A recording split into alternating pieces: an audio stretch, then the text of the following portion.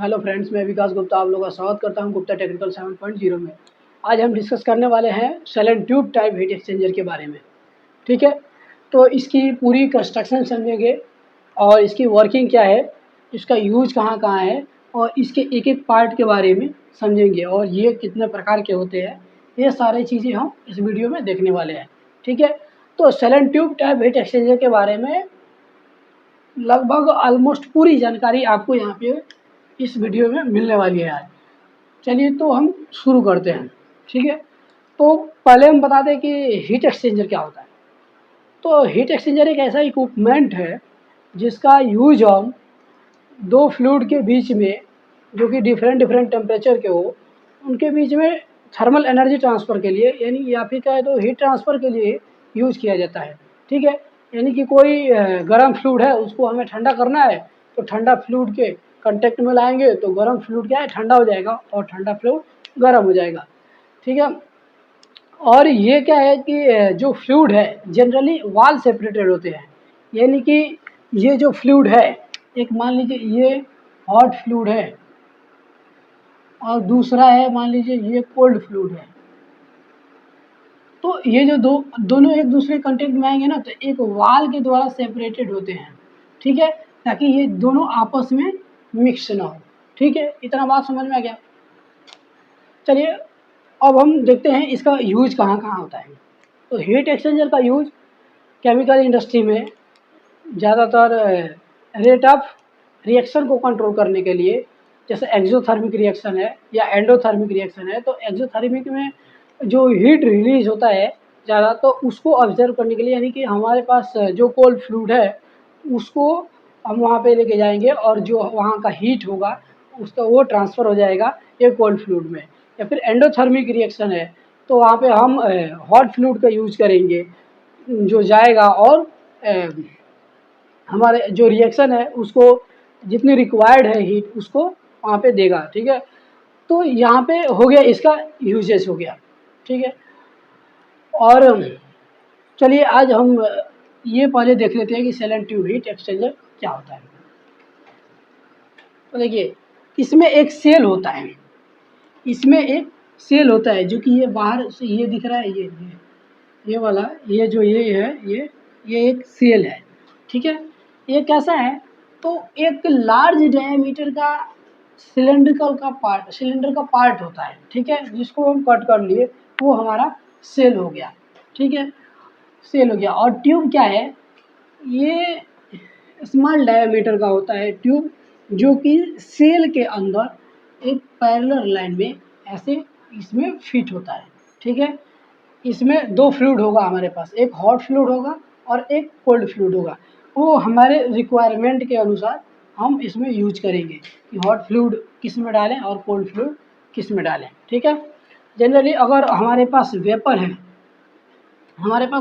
Hot fluid, तो उसको हम सेल में हम प्रोवाइड करते हैं। सेल साइड में, यहाँ से देखिए सेल साइड फ्लूइड आ रहा है, ये हॉट हो गया, ये हॉट फ्लूइड हो गया। ठीक है, यहाँ से एंटर करेगा और ये इधर से घूम के इधर से आ जाएगा, यहाँ पे फिर सेल्स का जो फ्लूइड है वो एग्जिट हो जाएगा। और दूसरा हम कोल्ड फ्लूइड का यूज करेंगे, ये ट्यूब साइड में, यहाँ से एंटर करेगा फिर यहाँ से जाएगा, ये सारे ट्यूब्स में इधर से जाएगा फिर यहाँ से निकल के यहाँ से आउट हो जाएगा। अब देखिए इसमें ये ट्यूब्स, ये पार्टीशन लगा है, ये पार्टीशन प्लेट लगा है ट्यूब्स में।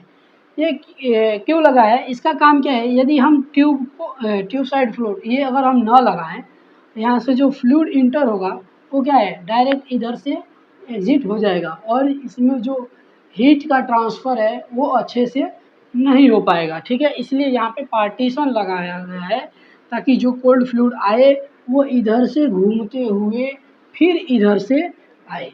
ठीक है, और उसी प्रकार इसमें सेल साइड फ्लूइड में ये जो लगा है ग्रीन कलर का दिखा रहे हैं, ये ये है बफर्स। इसका काम क्या है, जो सेल साइड जो फ्लूइड आता है ये फ्लो, अगर ये नहीं रहे तो क्या होगा, ये सेल साइड फ्लूइड आएगा डायरेक्ट और इधर से निकल जाएगा, यानी कि इधर यहाँ पे हर जगह पे ये सेल का जो फ्लूइड है वो हर जगह पे नहीं पहुंच पाएगा। इसलिए इसके जो फ्लो है ना सेल साइड का, इसमें रेजिस्टेंस इंक्रीज करने के लिए ये बफल्स को लगाया जाता है, ठीक है, ताकि इसका जो फ्लो है वो धीमा हो, यानी कि रजिस्ट करे, और जिससे कि क्या है, ये सेल साइड का जो फ्लूइड है इसका rate of heat transfer increase हो जाए।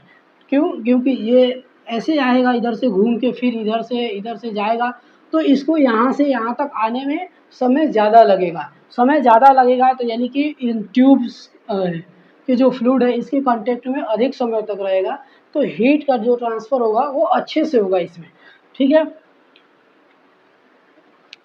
तो ये बफल्स देख लिए, और ये पार्टीशन प्लेट भी हो गया, ठीक है। पार्टीशन प्लेट के बारे में भी देख लिए, ठीक है। अब देखिए ये सारा जो चीज़ होता है यहाँ से लेके यहाँ तक, ये इसको हम बोलते हैं ट्यूब बंडल, ठीक है। लिखे हैं? नहीं लिखे हैं, ठीक है। ये इसको ट्यूब बंडल बोलते हैं। ट्यूब बंडल में क्या होता है, ट्यूब्स होते हैं, नंबर ऑफ ट्यूब्स जितने हैं वो ट्यूब्स होते हैं, और इनका एक सीट होता है, ये ट्यूब सीट है, ट्यूब सीट है, और ये बफल्स है, ठीक है। तो ये क्या काम करता है, ये ट्यूब सीट है, ये सीट में ये फिक्स रहता है, ठीक है। या तो ऐसे ही फिक्स रहता है या फिर इसमें वेल्डिंग कर दिया जाता है ये ट्यूब्स का, ये सीट के साथ, ठीक है। और ये जो वफल्स है इसमें लगाया जाता है, ये वफल्स क्या है, इस ट्यूब को सपोर्ट भी करता है ताकि ये इधर उधर ज़्यादा हिले ना, ठीक है, और एक सीक्वेंस में बना रहे, इसके लिए ये सपोर्ट भी करता है वफल्स। तो इन तीनों के जो कॉम्बिनेशन है उसको हम बोलते हैं ट्यूब बंडल।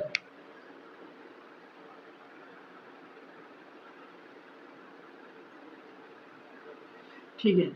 अब ये ट्यूब सीट क्या होता है, ट्यूब सीट अभी बताइए। ट्यूब सीट का काम क्या है, जो ट्यूब्स है, नंबर ऑफ ट्यूब्स है जितने भी है, उनको एकत्रित करने के लिए, यानी कि इकट्ठा रखने के लिए ट्यूब सीट का यूज किया जाता है। और दूसरा जो सेल साइड फ्लूइड है और ये ट्यूब साइड फ्लूइड है, ये दोनों आपस में मिक्स ना हो, इसके लिए ये यूज किया जाता है। यहाँ पे ये बीच में क्या है, ये बीच में यहाँ पे गास्केट रहता है, गास्केट रहता है ताकि लीक ना हो, ठीक है। यहाँ पे गास्केट भरा रहता है, ये जो लिखा हूँ गास्केट रहता है, ठीक है। ये अगर हमें कभी क्लीनिंग की ज़रूरत होती है ट्यूब्स की, तो यहाँ से क्या है, ये गास्केट से ये बोल्ट के द्वारा यहाँ पे फिट होता है, तो इस खोल के इस पार्ट को हटा लेते हैं, इस पार्ट को हटा लेते हैं, तो ये सारा चीज़ हमें दिखने लगता है। तो ये ट्यूब्स की जो क्लीनिंग है वो ट्यूब्स की क्लीनिंग कर लेते हैं यहाँ से। अगर हमें सेल की क्लीनिंग करनी है तो उससे ये पूरा ये जो खोल लिए उसके बाद ये ट्यूब बंडल है, इस पूरे को निकाल लेंगे, ट्यूब्स बंडल को बाहर निकाल लेंगे, और ये जो सेल है उसकी फिर क्लीनिंग हम कर लेते हैं, ठीक है। तो ये ट्यूब सीट भी हो गया।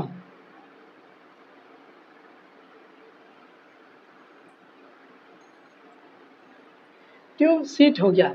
अब देखिए ये जो है shell and tube heat exchanger, तो इसके ये सपोर्ट रहता है, ठीक है ना, ये सपोर्ट है या कहे तो स्टैंड है, ताकि वो एक जगह कहीं पे फिक्स रहे, ठीक है, ताकि जो उसमें फ्लूइड फ्लो हो रहा है तो उसकी वेलोसिटी से इधर इधर ये मतलब हिले ना, या फिर या कहे तो वाइब्रेट ना करे, इसके लिए हमारे पास ये सपोर्ट रहता है, एक स्थिर कहीं पे भी फिक्स रहे, ठीक है। तो ये सपोर्ट होता है, इसका एक पार्ट सपोर्ट हो गया।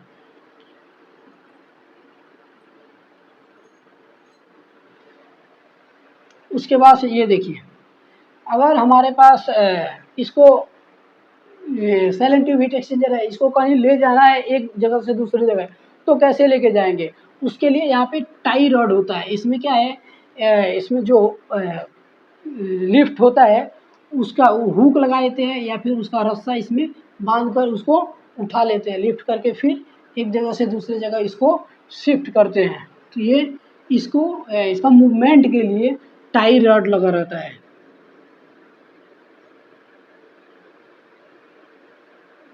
ठीक है।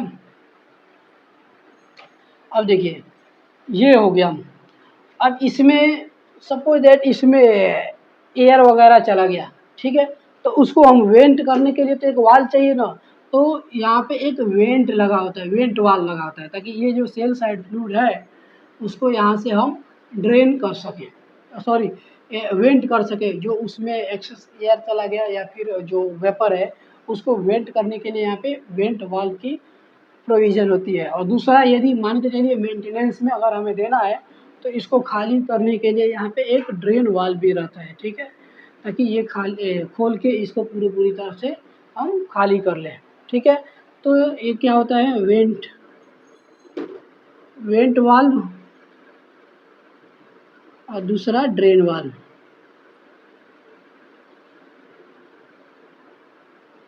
ठीक है। और इसका ये फ्रंट हेड है, यानी कि ये सामने से देखेंगे तो ऐसे दिखेगा, ये सामने वाला पोर्शन है, और ये सेलेक्टिव हीट एक्सचेंजर का ये पीछे वाला पोर्शन है, ठीक है ना, रियर हेड है। ओके, चलिए ये सारा चीज़ तो हो गया सेलेक्टिव हीट एक्सचेंजर के बारे में। अब देखते हैं इसमें जो बफल्स है वो बफल्स कितने प्रकार के होते हैं, ठीक है। और इसमें एक आता है ट्यूब पिच आता है और ट्यूब क्लियरेंस, तो उसको आइए हम समझते हैं। आइए देखते हैं बफल्स के कि बफल्स कितने प्रकार के होते हैं। तो इसका जनरली डिफिनीशन है बफल्स का, baffles is a plate which is use to resist to flow of shell side fluid. मतलब कि बफल्स एक प्लेट है जो कि सेल साइड फ्लूइड को रजिस्ट करने के लिए यूज किया जाता है, और have to support and fix the position of tube in shell. और जो ट्यूब है सेल के अंदर उसको सपोर्ट प्रदान करता है, सपोर्ट के लिए। और also increase the rate of heat transfer of the cell side fluid, और सेल साइड फ्लूइड का हीट ट्रांसफर को भी इंक्रीज करता है। तो देर आर 3 टाइप ऑफ बफल्स, यहाँ पे मतलब 3 प्रकार के मुख्यतः बफल्स होते हैं। कौन सा, एक कट सेगमेंटल बफल्स, और दूसरा डिस्क एंड डॉगनट बफल्स, और तीसरा है ओरिफिस बफल्स, ठीक है। तो हम पहले देखते हैं कट सेगमेंटल बफल्स ये कैसे होता है। तो ये है कट सेगमेंटल बफल्स का डायग्राम, ठीक है। ये है कट सेगमेंटल बफल। ये जैसे कि ये कट सेगमेंटल बफल भी 3 प्रकार के होते हैं, हॉरिजेंटल बफल, वर्टिकल बफल और रोटेटेड बफल्स। यानी कि जो ये बफल्स है ना, सेल में जिस पोजीशन में हम रख देंगे तो उस प्रकार का वो बफल्स हो जाएगा। जैसे ये सेल है अपना, ठीक है ना, सेल है, और इसमें जो बफल्स को फिट किया गया है ये हॉरिजेंटल फिट किया गया है। इधर से फ्लूइड आ रहा है, इसके नीचे से होके जाएगा, फिर यहाँ से आएगा, इसके ऊपर से होके जाएगा। तो ये हॉरिजेंटल बफल्स हो गया, ठीक है ना। और दूसरा है ये वर्टिकल सेगमेंटल बफल्स। ये जो बफल्स है सेगमेंटल वाला, ये सेल में वर्टिकल पोजीशन में रखा गया है, इसलिए इसका नाम ये वर्टिकल सेगमेंटल बफल है, ठीक है ना। ऐसे यहाँ से आएगा, इसके साइड से जाएगा, फिर इधर से इसके पीछे से होते हुए जो सेल साइड फ्लूइड है वो पास करेगा, ठीक है। ये रोटेटेड बफल्स है, जैसे ये है, इसमें अगर हम ऐसे बना दें,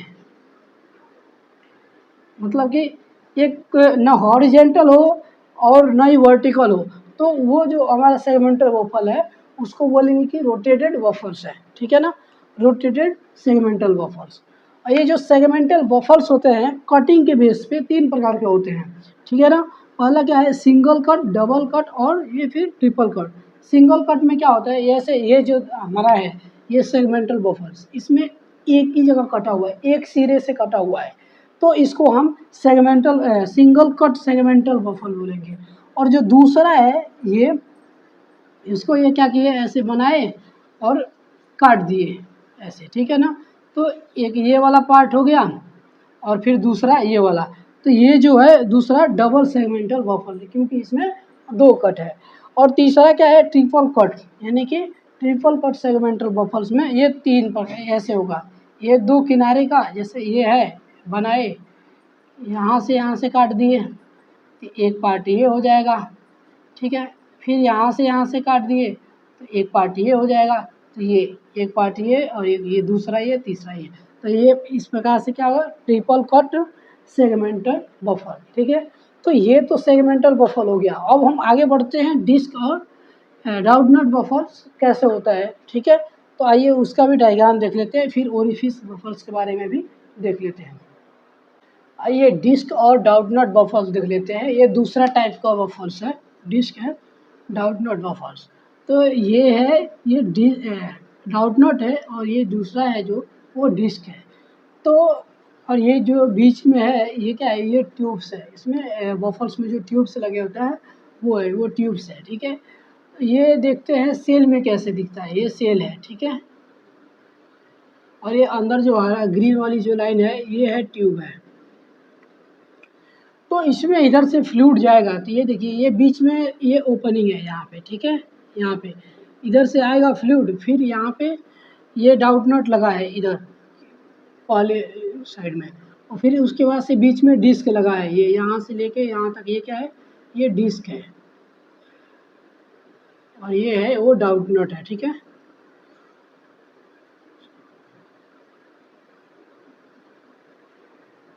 फिर यहाँ पे डाउट नॉट लगा है, फिर यहाँ से ये फ्लूइड क्या इधर से जाएगा, इधर से फिर यहाँ से निकल के पास हो जाएगा। इस प्रकार से यहाँ पे ये फ्लूइड का फ्लोइंग होगा इसमें, ठीक है ना। इस प्रकार से ये दिखेगा सेल में। और तीसरा है ये ओरिफिस बफर्स। ये ओरिफिस बफर्स कैसा होता है, ये जैसे ये हो गया बफर्स, सर्कुलर एक प्लेट होता है। सर्कुलर ये जो प्लेट हो गया, इसमें क्या है कि ये होल हो गया, बीच में जगह जगह पे होल होते हैं। जो ये होल है ना, इसी से होके जो फ्लूइड है वो फ्लो होगा अंदर।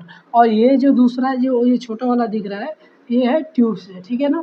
ये बड़े ओरिफिस बफल्स क्या है, एक बड़े से प्लेट में जो भी सेल है उसी के इनर का जो डायमीटर है उसके साइज का एक प्लेट रहता है, उसमें छोटे छोटे कट्स रहते हैं, यानी कि ओरिफिस रहते हैं। तो इस प्रकार ये जो बफल्स इस टाइप के बफल्स को हम ओरिफिस बफल्स कहते हैं। ये सेल में ऐसे दिखता है, ये सेल है और ये जो है ये ट्यूब है, ठीक है। ये ट्यूब है। तो ये जो ओरिफिस लगा है ये यहाँ पे ओरिफिस है, यहाँ से फ्लूइड पास होगा, यहाँ से फ्लूइड पास होगा जो सेल साइड फ्लूइड है, ठीक है। और ये जो ट्यूब है वो इसमें ओरिफिस में फिक्स है। तो इस प्रकार ये ओरिफिस बफल्स हो गया। ये जो तो बफल्स है इन दोनों के बीच में जो स्पेसिंग है, मतलब इनके बीच में जो गैप है वो निर्धारित होता है 15% मिनिमम। जो सेल है इसका इनर डायामीटर, सेल के इनर डायामीटर से का जो 15% होगा, जैसे मान लीजिए 100 सेंटीमीटर का एक सेल है सपोज करिए, तो इसका 15 सेंटीमीटर यानी कि 15% 15 सेंटीमीटर हो जाएगा।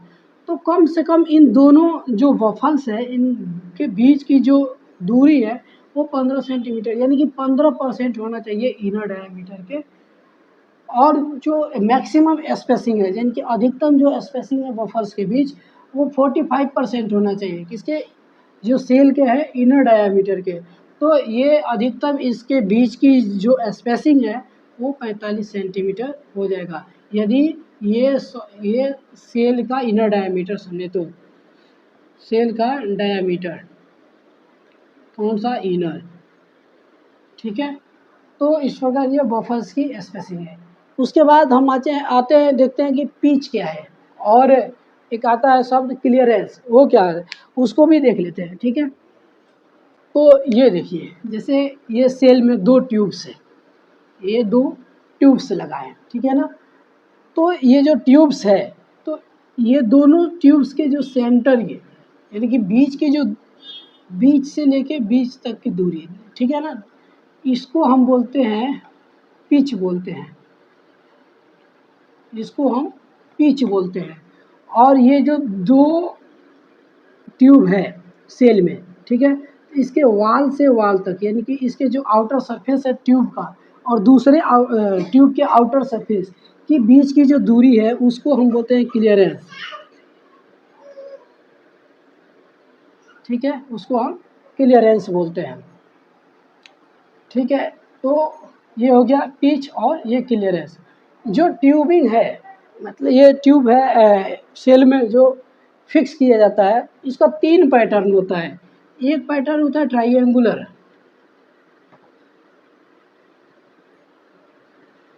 ट्राइएंगुलर ये कैसा होता है, ये पिच इस पैटर्न में होता है, इस पैटर्न में, ठीक है, ये इस पैटर्न में होता है, इसको हम ट्राइएंगुलर पैटर्न बोलते हैं ट्यूबिंग का। और दूसरा जो होता है, जो ट्यूब फिक्स होता है इसमें सेल में, वो होता है स्क्वायर पैटर्न, ये ऐसे होगा, ठीक है। यानी कि ये 4 अगर हम ट्यूब लें तो ये देखेंगे एक स्क्वायर बनेगा, और दूसरा भी ऐसे ले लें तो ये भी क्या है, ऐसे स्क्वायर बनेगा। ये भी अगर ऐसे हम देखें तो स्क्वायर बनेगा। तो जो इस प्रकार का जो पैटर्न है उसको हम स्क्वायर ट्यूब पैटर्न बोलते हैं। और एक तीसरा आता है वो है डायगोनल।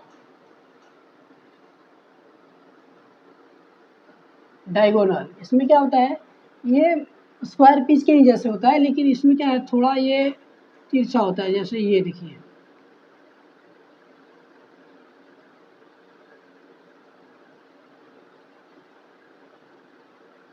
ये हो गया, ये ऐसे बनेगा,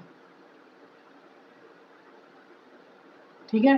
तो ये एक डायगोनल, तो इस प्रकार से जो ट्यूब का अरेंजमेंट रहेगा इसको हम बोलेंगे डायगोनल ट्यूबिंग अरेंजमेंट, ठीक है ना। तो ये 3 प्रकार के ट्यूबिंग का अरेंजमेंट होता है सेल में, ठीक है। एक और चीज़ है, जो ये पिच है ना, इसके जो ये डिस्टेंस है, वो ये डिस्टेंस कितनी होनी चाहिए, तो ये होता है 1.25 से लेकर 1.5 टी, यानी कि यहाँ पे जो ये डी है ना, ये डायामीटर ऑफ ट्यूब है। यानी कि जो पिच है, यानी कि दो ट्यूब के सेंटर टू सेंटर के बीच की दूरी, वो कम से कम ये ट्यूब के डायामीटर के 1.25 गुना होगा, या फिर ये डायामीटर के 1.5 गुना, यानी मैक्सिमम इतना। इसी रेंज के बीच इसकी जो दूरी है वो रहता है, यानी कि पिच होता है। और क्लियरेंस बोले तो यानी कि ये जो दूरी है वो D/4 से लेस देन होना चाहिए। यानी कि जो ये क्लियरेंस है, ये जो हमारा ए है, डी डायामीटर ऑफ ट्यूब है, ट्यूब का जो डायामीटर है इसके 25% से कम की ये दूरी नहीं होनी चाहिए। यानी कि मान लीजिए कि ये 1 सेंटीमीटर एक डाया है ट्यूब की, तो इसका 25% कितना हो जाएगा, 0.25 सेंटीमीटर। तो ये जो दूरी है, यानी ये क्लियरेंस है, कम से कम 0.25 होना ही चाहिए, इससे कम नहीं होता है, ठीक है। तो ये दो एक इसका कंडीशन हो गया, ये क्लियरेंस के लिए और ये पिच के लिए, ठीक है। तो उम्मीद करता हूँ कि आपको ये shell and tube heat exchanger समझ में आ गया होगा। बाकी हम मिलते हैं नेक्स्ट पार्ट में। Thank you.